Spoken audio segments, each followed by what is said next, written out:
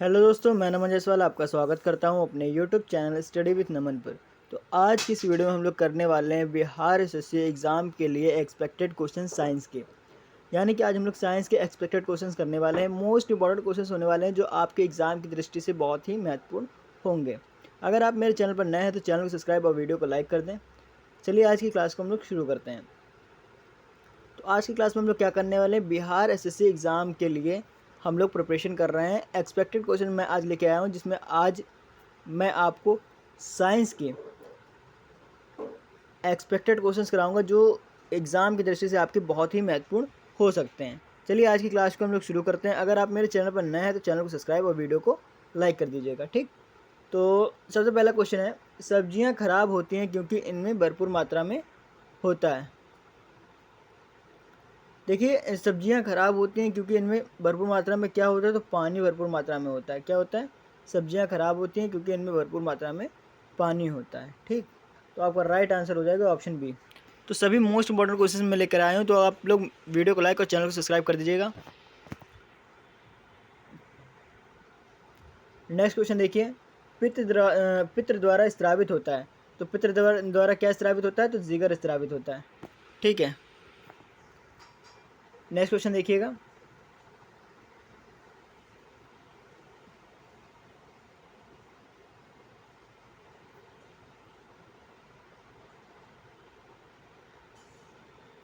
Alimentary canal में starch के पाचन का अंतिम उत्पाद है।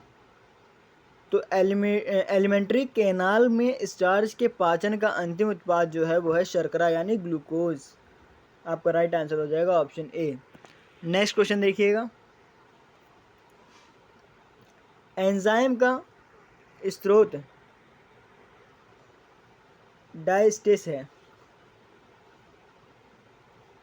लार ग्रंथि। आपका राइट आंसर हो जाएगा लार ग्रंथि। एंजाइम का स्रोत डायस्टेस है, लार ग्रंथि। क्या है? लार ग्रंथि। नेक्स्ट क्वेश्चन देखिएगा,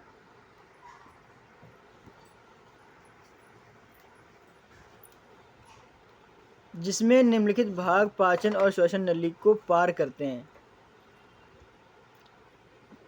निम्नलिखित भाग में से पाचन और श्वसन नली को पार करते हैं तो कौन? घेंगा। आपका राइट आंसर हो जाएगा।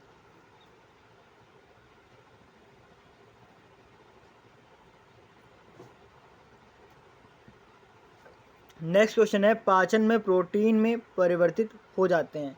पाचन में प्रोटीन में परिवर्तित हो जाते हैं एमिनो अम्ल। एमिनो अम्ल जो है पाचन में प्रोटीन में परिवर्तित हो जाते हैं।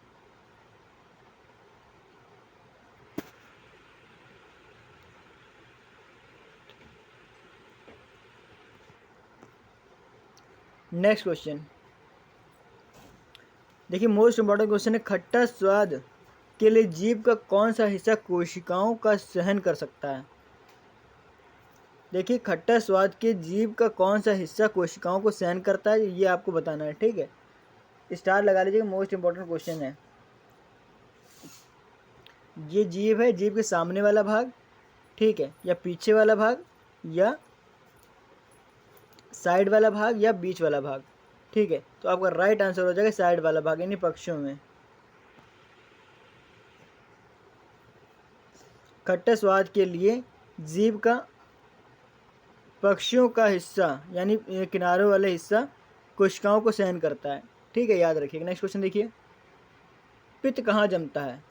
तो सभी को इस क्वेश्चन का उत्तर पता होगा। तो पित्ताशय में जमता है। पित्त कहाँ जमा होता है, तो पित्ताशय में जमा होता है, ठीक है, याद रखिएगा अगर नहीं याद है तो। नेक्स्ट क्वेश्चन देखिए, वयस्क मानव में कितने कैनाइन दांत होते हैं। वयस्क मानव में कितने कैनाइन दांत होते हैं, तो याद रखिएगा 4। वयस्क मानव में कितने कैनाइन दांत होते हैं, तो 4 दांत होते हैं कैनाइन के, ठीक।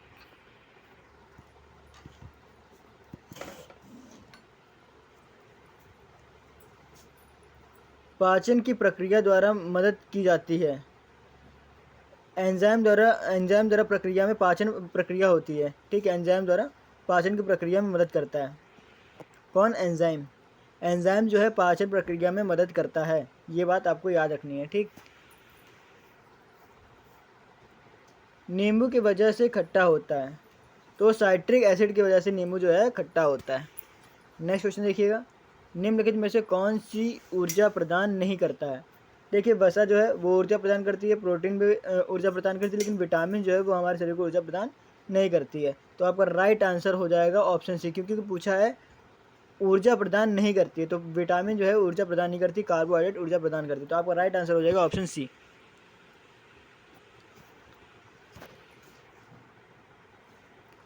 कौन सा एंजाइम पेट में प्रोटीन को पचाता है? कौन सा एंजाइम पेट में प्रोटीन को पचाता है? तो पेप्सिन। क्या हो जाएगा आपका उत्तर? पेप्सिन। नेक्स्ट क्वेश्चन देखिए, लार के पाचन में मदद करता है? लार के पाचन में मदद करता है स्टार्च। जब कोई भोजन करते हैं, भोजन को ग्रहण करते हैं, तो मुंह जब चलाते हैं उसमें स्टार्च निकलता है, ठीक है। स्टार्च की वजह से लार में जो होता है वो क्या पाया जाता है? स्टार्च पाया जाता है, जिससे पाचन में मदद होता है, ठीक है। लार में स्टार्च पाया जाता है जिससे पाचन में मदद मिलती है। पाचन अंगों में से किसमें एसिड होता है? तो पेट में एसिड होता है। पाचन अंगों में किसमें एसिड होता है? तो पेट में एसिड होता है। लेकिन इनमें से बताना है, छोटी आंत में एसिड होता है या एपेंडिक्स या कोलोन। तो आपका पेट में जो है एसिड होता है।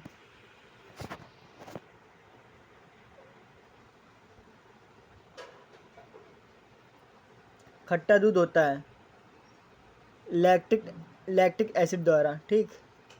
खट्टा दूध होता है लैक्टिक एसिड द्वारा, यानी दुग्ध अम्ल के द्वारा, ठीक। नेक्स्ट क्वेश्चन है, निम्नलिखित में से कौन सा पशु भोजन में शामिल है?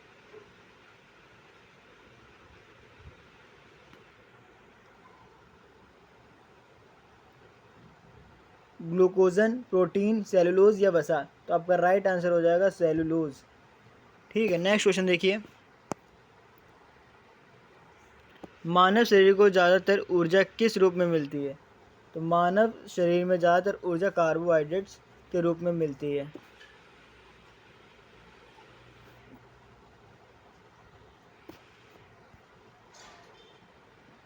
टेबल शुगर किस तरह की चीनी है? सुक्रोज।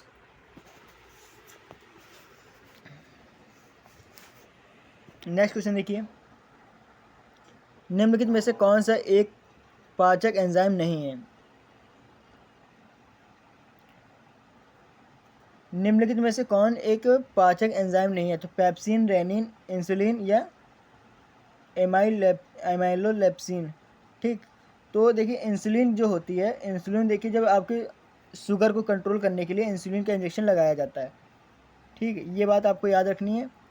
जब आपका जो शुगर है जो बढ़ जाता है तो इंसुलिन का इंजेक्शन दिया जाता है, ठीक है। अत्यधिक मतलब जब शुगर का पेशेंट की जब शुगर बढ़ जाती है तब इंसुलिन लगाई जाती है। तो ये पाचक के रूप में कार्य नहीं करता, तो आपका राइट आंसर हो जाएगा ऑप्शन सी। निम्नलिखित में से कौन सा विटामिन मानव ऊतकों में जमा होता है? देखिए पूछा है निम्नलिखित में से कौन सा विटामिन मानव ऊतकों में जमा होता है, तो आपका राइट आंसर हो जाएगा इसमें से है विटामिन के, जो है मानव ऊतकों में जमा होता है, याद रखिएगा। नेक्स्ट क्वेश्चन देखिए, छोटी आंत में कैल्शियम के अवशोषण के लिए कौन सा विटामिन आवश्यक है? छोटी आंत में कैल्शियम के अवशोषण के लिए कौन सा विटामिन आवश्यक है? तो विटामिन डी। कैल्शियम के लिए सबसे बेस्ट जो है वो विटामिन है विटामिन डी, हड्डियों के लिए बहुत ही फायदेमंद होता है।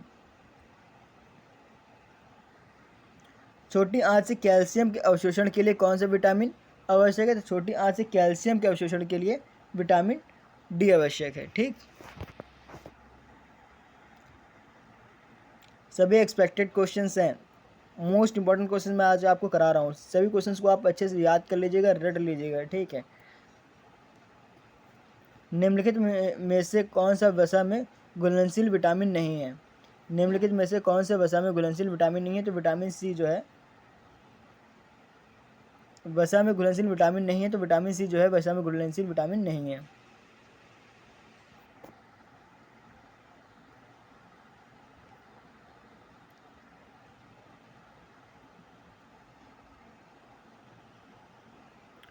तो वसा में घुलनशील विटामिन मैं आपको एक ट्रिक से बता देता हूँ, ठीक है, जिससे आप याद कर पाएंगे। वसा में घुलनशील विटामिन का एक ट्रिक है कीड़ा, विटामिन के, ई, डी, ए।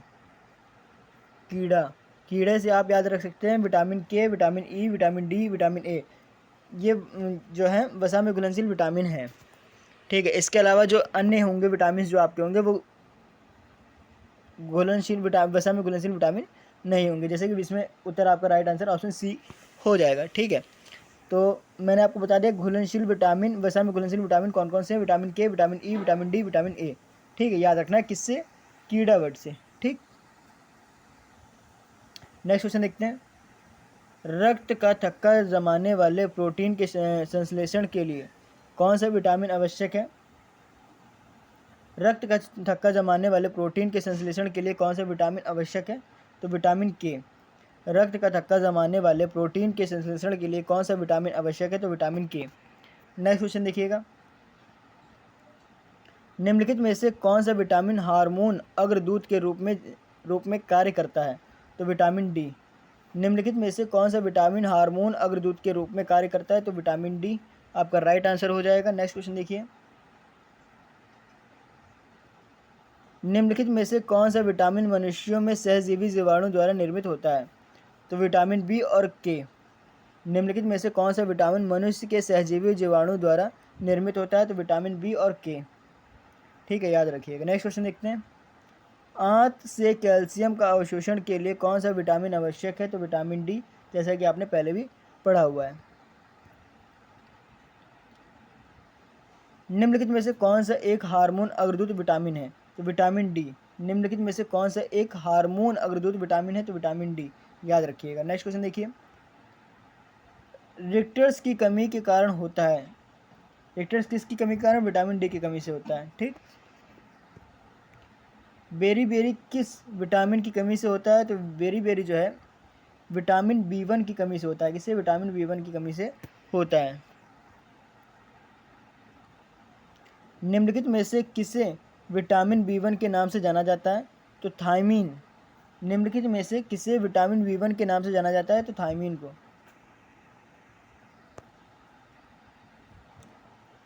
छोटी आंत से कैल्शियम के अवशोषण के लिए कौन सा विटामिन आवश्यक है, छोटी आंत से कैल्शियम के अवशोषण के लिए कौन सा विटामिन आवश्यक है, तो विटामिन डी।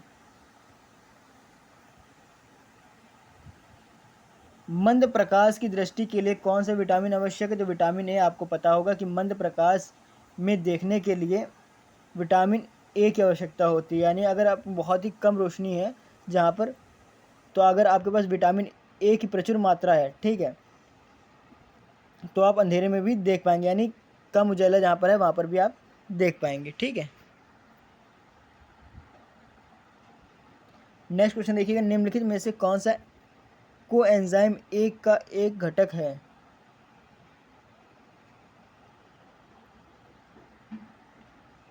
निम्नलिखित में से कौन कोएंजाइम एक का घटक है, तो पैथोथेटिक अम्ल। क्या, पैथोथेटिक अम्ल, आपका राइट आंसर हो जाएगा पैथोथेटिक एसिड, ठीक। नेक्स्ट क्वेश्चन देखिए। कोशिका झिल्ली में कौन सा विटामिन एक प्रमुख लिपिड घुलनशील एंटीऑक्सीडेंट है, तो विटामिन ई जो है कोशिका झिल्ली में विटामिन ई एक प्रमुख लिपिड घुलनशील एंटीऑक्सीडेंट है। कोशिका झिल्ली में विटामिन ई एक प्रमुख लिपिड घुलनशील एंटीऑक्सीडेंट है, याद रखिएगा। इस क्वेश्चन का आंसर बहुत ही मोस्ट इंपॉर्टेंट क्वेश्चन है ये, ठीक है। नेक्स्ट क्वेश्चन देखते हैं।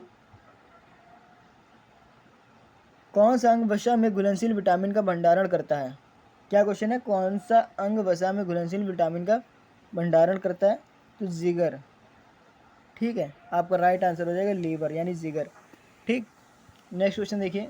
विटामिन है, विटामिन क्या है, मैक्रो पोषक तत्व, तात्विक एमिनो अम्ल या गैर आवश्यक एमिनो एसिड, तो आपका राइट आंसर हो जाएगा सूक्ष्म पोषक तत्व। क्या है विटामिन, सूक्ष्म पोषक तत्व हैं, याद रखिएगा। नेक्स्ट क्वेश्चन देखते हैं।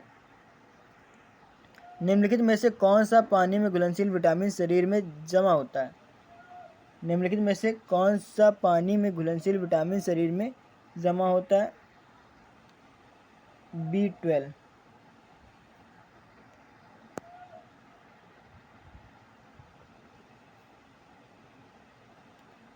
रक्त के थक्के जमने में मदद करता है कौन? विटामिन के। अगर विटामिन के की कमी हो जाती है तो ये क्या करता है, जैसे कि एक बीमारी एक होती है, ठीक है, जिसमें रक्त लगातार बहता है। अगर मतलब विटामिन के की कमी हो जाएगी तो आपका जो रक्त है वो जमने की बजाय बहता ही रहेगा, ठीक है, जिससे आपकी मृत्यु हो सकती है और हो जाती है ज़्यादातर, ठीक है, क्योंकि अगर रक्त आपका रुकेगा नहीं तो आपकी मृत्यु हो जाएगी, ठीक। रक्त के थक्के जमने में भाग लेने वाले विटामिन का नाम बताइए। तो विटामिन के। तो ये क्या करता है? विटामिन के रक्त के थक्के जमाने का काम करता है, ठीक, याद रखिएगा। विटामिन के जो है रक्त के थक्के जमाने का काम करता है। अगर विटामिन के की कमी हो जाएगी तो आप अगर रक्त का थक्का नहीं जमेगा तो इससे इससे जो है मनुष्य की मृत्यु हो जाती है, ठीक। नियासिन किस विटामिन का रासायनिक नाम है? विटामिन B3 का।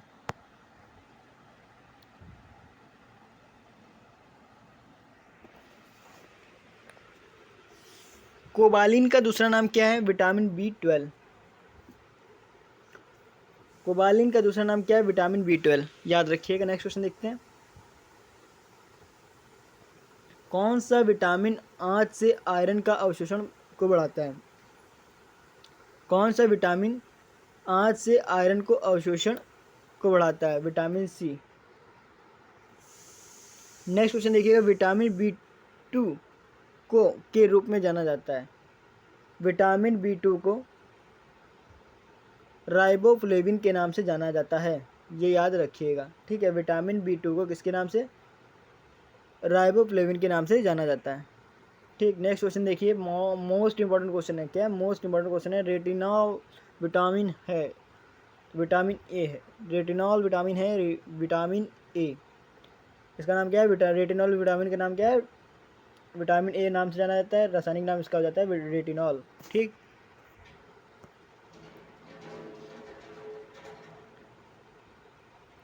विटामिन ए का नाम क्या था? रेटिनॉल, याद रखिएगा, ठीक है। दूसरा क्वेश्चन देखिए। निम्नलिखित में से कौन सा विटामिन मनुष्य द्वारा संश्लेषित किया जा सकता है? निम्नलिखित में से कौन सा विटामिन मनुष्य द्वारा संश्लेषित किया जा सकता है? तो विटामिन ए आपका राइट आंसर हो जाएगा। नेक्स्ट क्वेश्चन देखिए। निम्नलिखित में से कौन सा जल में घुलनशील विटामिन है? तो जल में घुलनशील विटामिन B1, B2, C, ये सब जो है जल में घुलनशील विटामिन हैं। तो आपका राइट आंसर हो जाएगा option D, all of the above. चलिए नेक्स्ट क्वेश्चन देखते हैं। आहार में एस्कॉर्बिक एसिड की कमी से होता है स्कर्वी रोग। आहार में एस्कॉर्बिक एसिड की कमी से होता है स्कर्वी रोग, याद रखिएगा। नेक्स्ट क्वेश्चन देखते हैं। विटामिन ई गतिविधि दिखाने वाले यौगिकों के वर्ग को टोकेफेरॉल्स कहा जाता है। विटामिन ई गतिविधि दिखाने वाले यौगिक डैश को कहा जाता है, क्या कहा जाता है? टोकेफेरॉल्स। विटामिन ई गतिविधि दिखाने वाले यौगिकों के वर्ग को टोकोफेरॉल्स कहा जाता है, याद रखिएगा। मोस्ट इंपॉर्टेंट क्वेश्चन है ये, स्टार लगा लीजिएगा, ठीक है। देखिए आप सभी जो विटामिन से उनके रासायनिक नाम याद कर लीजिएगा, ठीक है। उनसे उनकी कमी से होने वाले रोग को याद कर लीजिएगा, ठीक है। उनके स्रोत को याद कर लीजिएगा। यहाँ से क्वेश्चन बहुत ही ज़्यादा बनते हैं, ठीक। सूर्य के प्रकाश में कौन सा विटामिन प्राप्त होता है? तो आपको सभी को पता होगा, विटामिन जो डी है जो हमें सूर्य से प्राप्त होता है, जो हड्डियों के लिए बहुत ही फायदेमंद है।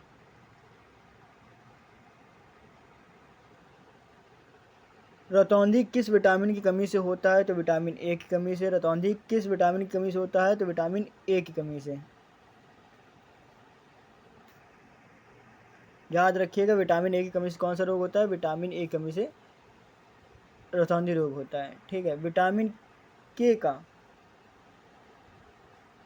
वैज्ञानिक नाम। तो विटामिन के का जो वैज्ञानिक नाम है वो है फाइटोनेडियोन। क्या है? फाइटोनेडियोन, ठीक, याद रखिएगा। नेक्स्ट क्वेश्चन देखते हैं। निम्नलिखित में से कौन सा यौगिक आम तौर पर मानव शरीर द्वारा निर्मित नहीं होता है? निम्नलिखित में से कौन सा यौगिक आम तौर पर मानव शरीर द्वारा निर्मित नहीं होता है? तो विटामिन। निम्नलिखित में से कौन सा यौगिक आम तौर पर मानव शरीर द्वारा निर्मित नहीं होता है? तो वो हो जाएगा आपका विटामिन। लाल रक्त कोशिकाओं का निर्माण किसके द्वारा होता है? तो मज्जा के द्वारा होता है, याद रखिएगा। नेक्स्ट क्वेश्चन देखते हैं। निम्नलिखित में से कौन सा रक्त आधान के माध्यम से प्रेषित होता है? HIV।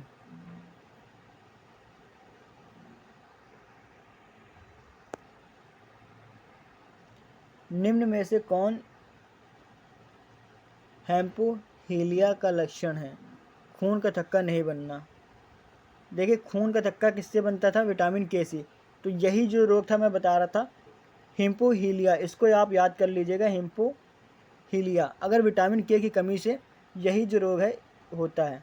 ठीक है, इसमें क्या होता है? खून का थक्का नहीं बनता है। अगर आपके चोट लग जाती है, लगातार खून बहता रहता है, खून रुकने का नाम नहीं लेता, वो इसी के कारण होता है। ठीक है,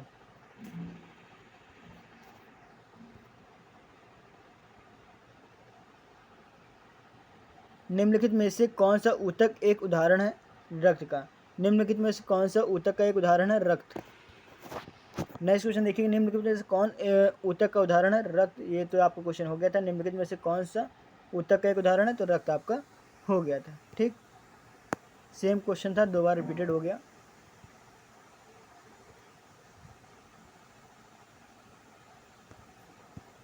नेक्स्ट क्वेश्चन देखते हैं। ब्लड ग्रुप किसके द्वारा खोजा गया था? लेड स्टीनर द्वारा।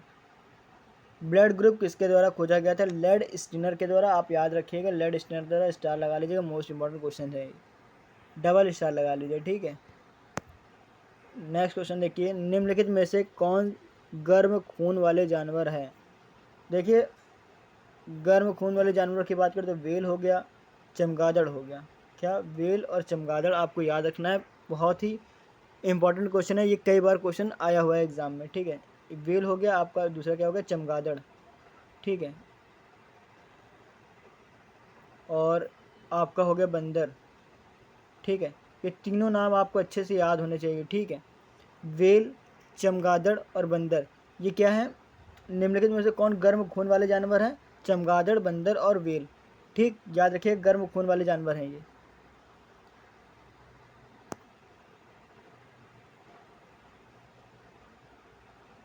मनुष्य का सामान्य रक्तचाप 80 से 120 मिलीमीटर Hg।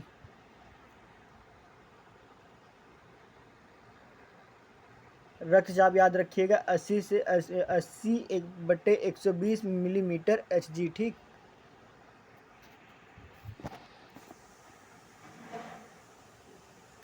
मानव रक्त का लाल रंग किसके कारण होता है? सभी को पता होगा, हीमोग्लोबिन के कारण होता है। मानव रक्त का लाल रंग किसके कारण होता है? हीमोग्लोबिन के कारण। लाल रक्त कणिकाओं का औसत जीवन काल लगभग होता है 100 से 120 दिन। लाल रक्त कणिकाओं का औसत जीवन काल लगभग होता है 100 से 120 दिन।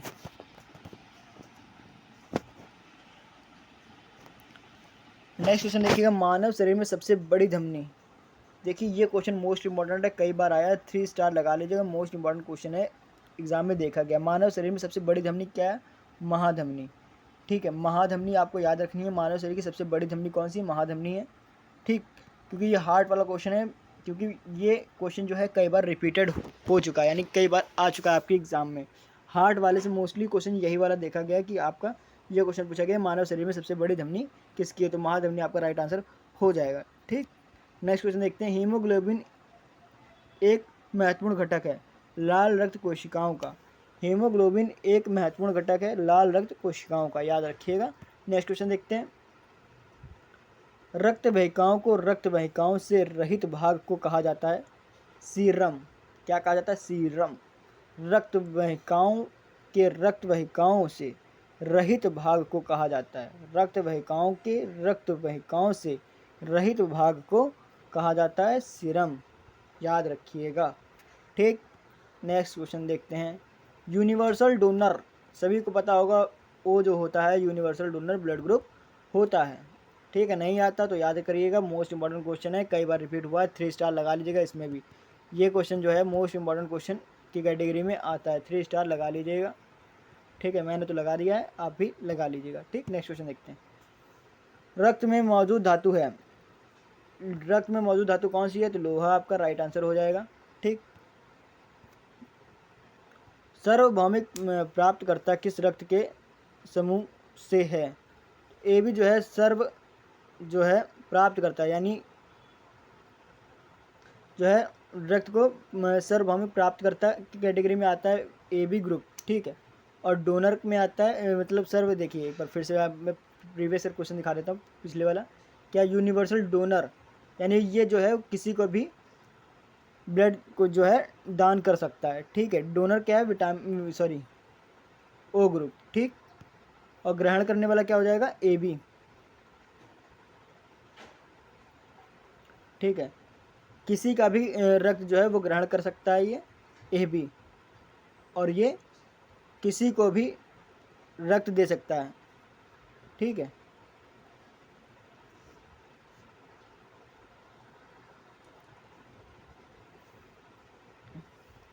यानी जो है ओ ग्रुप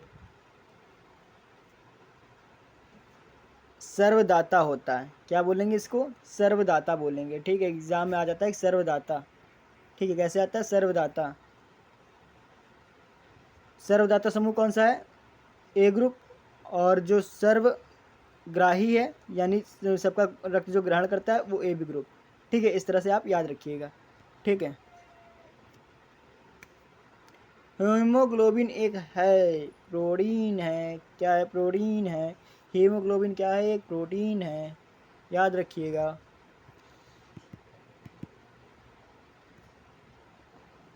टिंग डिंग डिंग डिंग डिंग डिंग डिंग डिंग। नेक्स्ट क्वेश्चन देखिए। आप लोगों से कहूँगा अगर आप मेरे चैनल पर नए हैं तो चैनल को सब्सक्राइब और वीडियो को लाइक कर दीजिएगा। देखिए आगे क्वेश्चन देख लेते हैं। निम्नलिखित में से कौन गर्म खून वाला जानवर है? जैसा कि मैंने बताया था, आपका बंदर भी आ जाएगा, जो है गर्म खून वाला जानवर। ठीक, और आपका वेल भी आता है, गर्म खून के अंतर्गत आता है। ठीक, जली जीव है एक तरह से, लेकिन कह सकते हैं कि हाँ जिनका गर्म खून है वो उसके तो बता रहे हैं। बंदर हो गया, वेल हो गया, और आपका एक चमगादड़ हो गया। ठीक है, इन तीनों को आपको याद रखना है। ठीक है, बंदर क्या हो गया? गर्म खून वाला। ठंडे खून की बात करें तो कछुआ था आपका। ठीक है, जैसे कि आप देख पा रहे हैं। निम्नलिखित में से कौन सा ठंडे खून वाला जानवर है? तो कछुआ आपका राइट आंसर हो जाएगा। ये दोनों आपको याद रखने हैं। ठीक है, गर्म खून वाला और ठंडे खून वाले। ठंडे खून वाले में आपका कछुआ आ जाएगा। ठीक, नेक्स्ट क्वेश्चन देखते हैं। सबसे बड़ा श्वेत रक्त वाहिका है? मोनोसाइट। सबसे बड़ा श्वेत रक्त वाहिका है मोनोसाइट। मानव शरीर में पर्याप्त रक्त की आपूर्ति को संदर्भित किया जाता है। मानव शरीर में पर्याप्त रक्त की आपूर्ति को संदर्भित किया जाता है आइसोमिया के द्वारा। किसके द्वारा? आइसोमिया के द्वारा। गर्म खून वाला जानवर है चमगादड़। जैसा कि मैंने पहले ही बताया था, गर्म खून वाले में पूछेगा जानवर तो आप चमगादड़ लगा देंगे। ठीक है, नेक्स्ट क्वेश्चन देखिए। मनुष्य का सामान्य रक्त शर्करा स्तर क्या है? 120 से 150 मिलीग्राम यानी ml। ठीक है, मिलीग्राम बटे ml। ठीक, 120 से 150 मिलीग्राम बटे ml।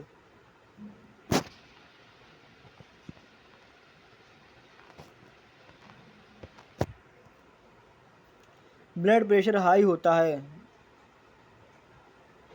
धमनियों द्वारा। ब्लड प्रेशर हाई होता है धमनियों द्वारा। ठीक है, नेक्स्ट क्वेश्चन देखते हैं। हीमोग्लोबिन धातु होता है लोहा में। इसमें लोहा में, याद रखिए हीमोग्लोबिन में धातु होता है लोहा। बी लिम्फोसाइट के कारण होने वाली प्रतिरक्षा को कहा जाता है त्रिदोषण प्रतिरोधक क्षमता। क्या कहा जाता है? त्रिदोषण प्रतिरोधक क्षमता। मनुष्य की आरबीसी की जीवन काल देखिए 120 दिन होता है। ये क्वेश्चन आपको याद रखिएगा। 100% ये क्वेश्चन आपको एग्जाम में देखने को मिल सकता है। ठीक है, की मदद से रक्त द्वारा ऑक्सीजन परिवहन होता है। एंथ्रोसाइट्स के द्वारा, एंथ्रोसाइट्स की मदद से रक्त द्वारा ऑक्सीजन का परिवहन होता है, याद रखिएगा। नेक्स्ट क्वेश्चन देखते हैं, निम्नलिखित में से किसे आरबीसी के कब्रिस्तान के रूप में जाना जाता है? तो दिल्ली को। निम्नलिखित में से किसे आरबीसी के कब्रिस्तान के रूप में जाना जाता है? तो दिल्ली, याद रखिएगा। नेक्स्ट क्वेश्चन देखते हैं, रक्तचाप को मापने के लिए एक उपकरण कहा जाता है? रक्तदाब मापी। आमतौर पर मानव हृदय 1 मिनट में कितनी बार धड़कता है? 72 बार। आमतौर पर मानव हृदय 1 मिनट में कितनी बार धड़कता है? तो 72 बार धड़कता है, याद रखिएगा। ठीक है, ये क्वेश्चन भी आया हुआ है, तो 3 से 4 बार आया हुआ है एग्जाम में क्वेश्चन है, ये रिपीटेड क्वेश्चन है, इसलिए आपको 3 स्टार इसमें लगाने हैं। ठीक, नेक्स्ट क्वेश्चन देखिए, हीमोग्लोबिन एक महत्वपूर्ण घटक है लाल रक्त कोशिकाओं का। लाल रक्त कोशिकाओं का हीमोग्लोबिन एक महत्वपूर्ण घटक है। नेक्स्ट क्वेश्चन है, रक्त समूह की खोज किसने की थी? देखिए, बहुत ही मोस्ट इंपॉर्टेंट क्वेश्चन आ गया आपके सामने, एक बार मैं फिर से आपको पढ़ के बता देता हूँ।